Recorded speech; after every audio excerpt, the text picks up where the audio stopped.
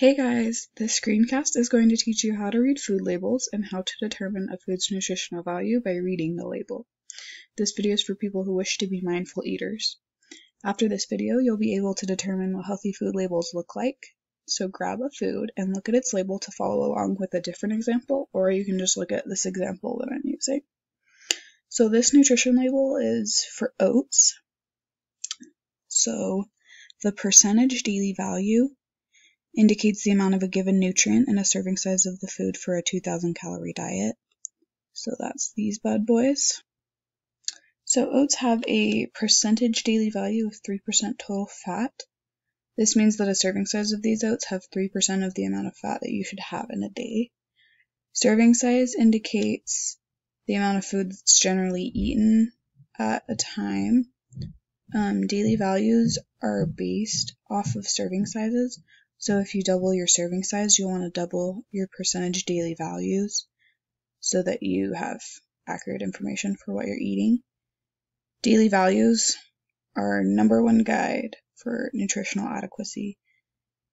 The nutrients that you want to have high percentages of are dietary fiber and vitamins and minerals, which are down here at the bottom. They're separated by this bold black line.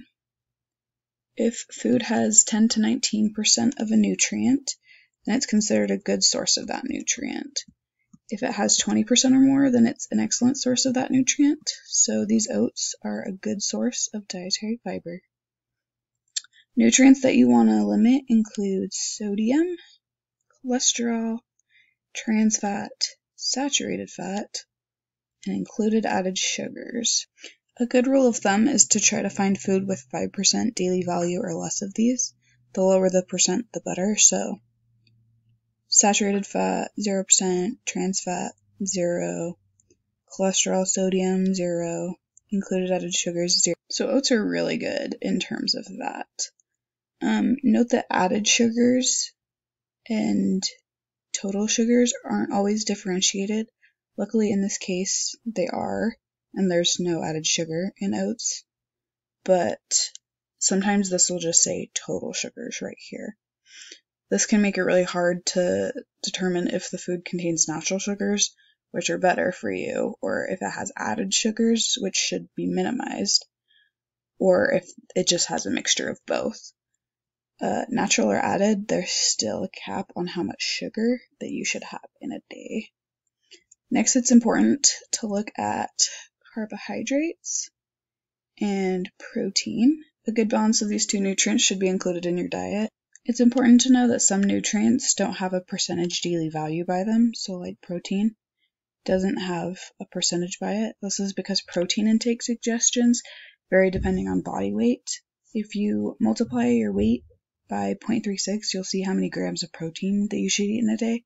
So you could calculate how much protein you need in a day, or you could just be conscious of how much protein you're eating. Next, it's important to look at the calories that you're eating, so just to be conscious and aware of how many calories you're putting into your body.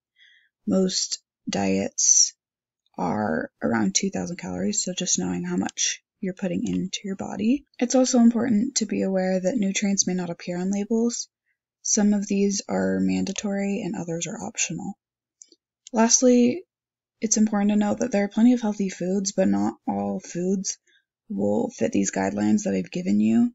For example, eggs have really high cholesterol, like around 62%, but they have great protein that they provide for your body and great healthy fats that they provide to your body. Added sugars do not provide nutritional value, but they're okay to have sparingly or in small amounts. So it's important to read labels so that you can be aware of nutritional value and so we can plan our food accordingly. Daily values are a great tool to guide our eating, but do not lay down the law for what we can and can't eat.